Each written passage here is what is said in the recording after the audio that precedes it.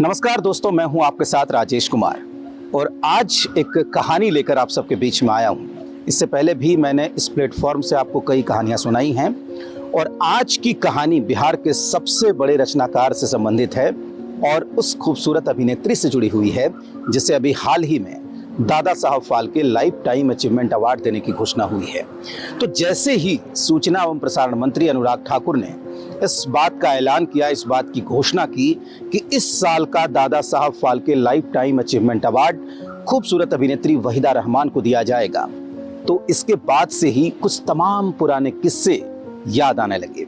आपको बता दें कि अनुराग ठाकुर ने केंद्रीय मंत्री हैं, उन्होंने इस बात की जब घोषणा की तो कई फिल्मों का अपने ट्वीट में उन्होंने जिक्र किया जब वो इस बात का ऐलान कर रहे थे कि life time achievement award Dada Saheb Phalke इस बार वहीदा जी को दिया जा रहा है।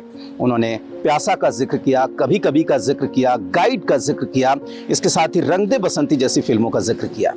ये सारी फिल्में बेजोड़ हैं और वहीदा रहमान की बेमिसाल अदाकारी के लिए जानी जाती हैं, लेकिन हम सब के लिए, खासकर बिहार और उत्तर प्रदेश के लोगों के लिए वहीदा रहमान का मतलब है तीसरी कसम, यानी मारे गए गुलफाम की हीराबाई। जी हाँ, वही फिल्म तीसरी कसम जिसे फणीश्वर नाथ रेणु की कहानी मारे गए गुलफाम यानी कि तीसरी कसम पर बनाया गया था, जिसके निर्माता थे मशहूर गीतकार शैलेंद्र और जिसके निर्देशक थे बासु भट्टाचार्य।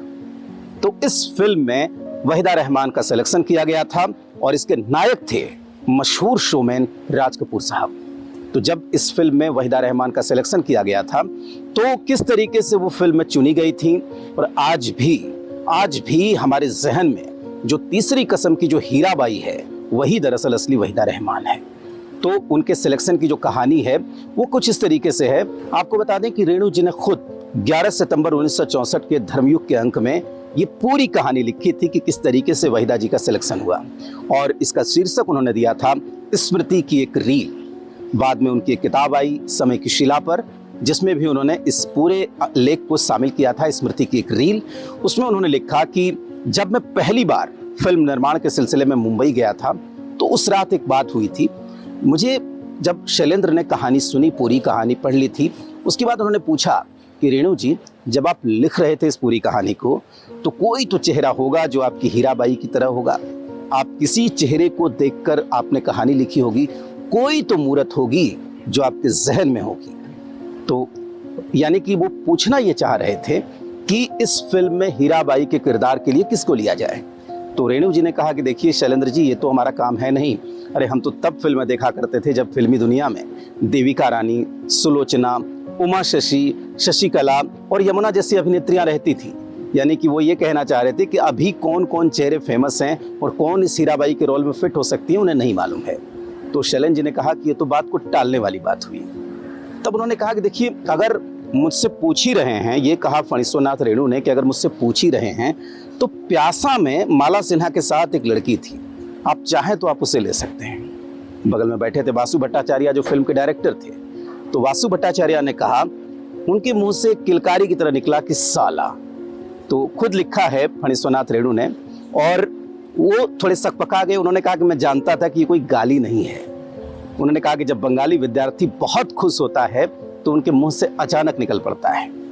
मैं थोड़ा झेंप गया, मुझे लगा कि मैंने किसी मिसफिट चेहरे की बात कर दी है, किसी अनफिट चेहरे की बात कर दी है जो इस किरदार के लिए सर्वथा उपयुक्त नहीं है। शैलेंद्र जी बात को टाल गए। उन्होंने कहा कि आपको उसका नाम मालूम नहीं है, माला सिन्हा के साथ जिस लड़की की बात आप कर रहे हैं। फणीश्वर नाथ रेणु ने कहा कि नहीं। तब उन्होंने बताया शैलेंद्र जी ने कि उस लड़की का नाम वहीदा रहमान है और वो नाचना भी जानती है। आपका जो किरदार है, आपके जो किरदार में वो पूरी तरीके से जो आपकी नायिका है आपकी कहानी की, उसमें वो फिट बैठेगी।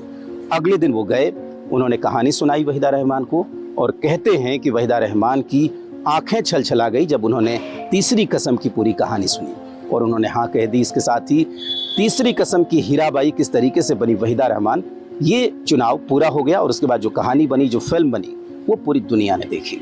आपको बता दूं कि आज भी हिंदू घरों में मुसलमान नाम रखने का और मुसलमान घरों में हिंदू नाम रखने का चलन नहीं है, लेकिन उस जमाने में फणीश्वर नाथ रेणु ने अपनी छोटी बेटी का नाम वहीदा रहमान रखा था और वो कहते थे कि अगर मैं जिंदा रहा तो मैं इसकी शादी मुसलमान घर में कराऊंगा। हालांकि उनकी मौत हो गई और उनके बेटे पद्म पराग वेणु ने अपनी छोटी बहन की शादी की। इस एक टीवी इंटरव्यू में उन्होंने खुद इस बात का जिक्र किया था, पद्म पराग वेणु ने, कि पिताजी यही कहा करते थे। तो ये थी कहानी। आपको कैसी लगी आप बताइएगा ज़रूर, और साथ ही जुड़े रहिए हमारे साथ। हमारे इस वीडियो को शेयर करिए, लाइक करिए और कमेंट भी करिए।